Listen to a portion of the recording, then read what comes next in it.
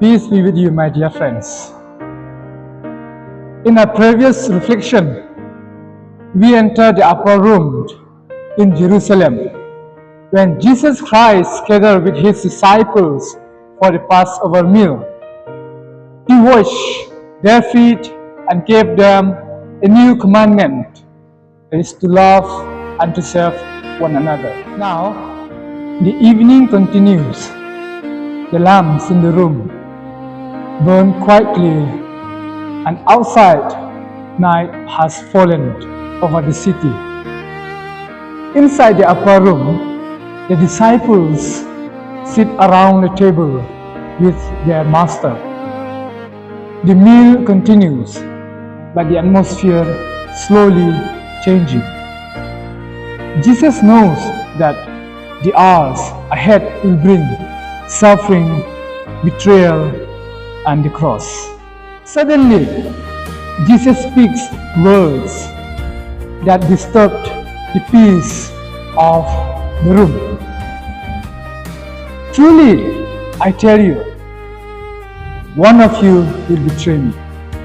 The disciples are shocked. They look at one another in confusion and fear.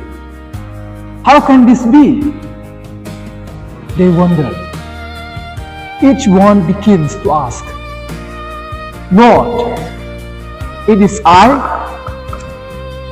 The thought that betrayal could come from within their own group is painful and almost unbelievable. Among them sits Judas Iscariot.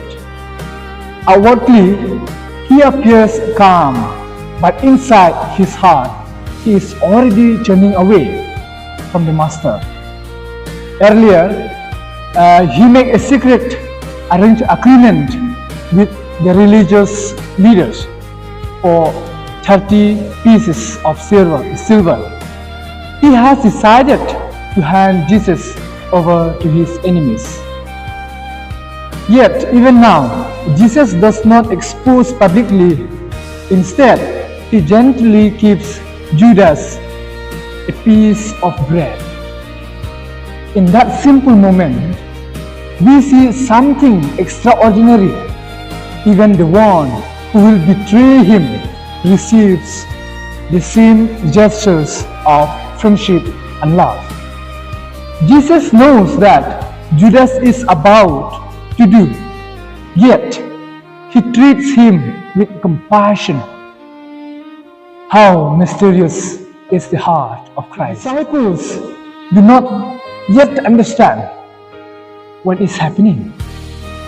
They continue asking questions, trying to grasp the words of their masters. Meanwhile, Judas quietly rises from the table and he leaves the room.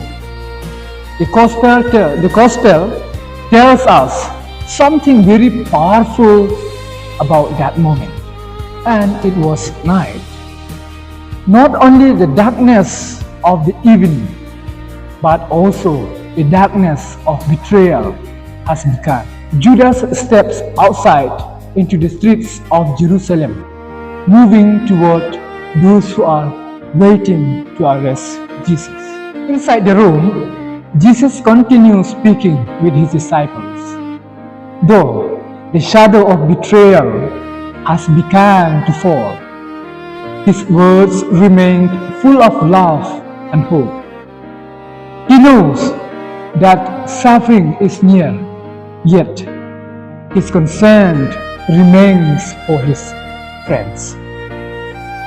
This moment invites us to reflect deeply on our own lives. Sometimes betrayal does not begin with great actions. It begins quietly. In the hidden decisions of the heart, small compromises, small moments of turning away from what is right. Yet, the love of Christ never stops reaching out to us. Even when we fall, even when we feel, even when we turn away, Christ still offers his friendship. The story of this evening reminds us of two realities in every human heart: the possibility of betrayal and the possibility of love. Judas walks into the darkness, but Jesus remains the light. This hour comes to an end. We are invited to ask ourselves our important question: in the quiet choices of our daily life, are we walking toward the light or toward the darkness? May we have the courage to remain faithful even in difficult moments. Thank you for joining this reflection. In my next reflection, we will continue this journey into the following hour of the sacred night, as Jesus Christ shares his final teachings with his disciples before the leaving the upper room. Until then, let us keep his words in our hearts and strive to live in the light. Thank you. God bless you.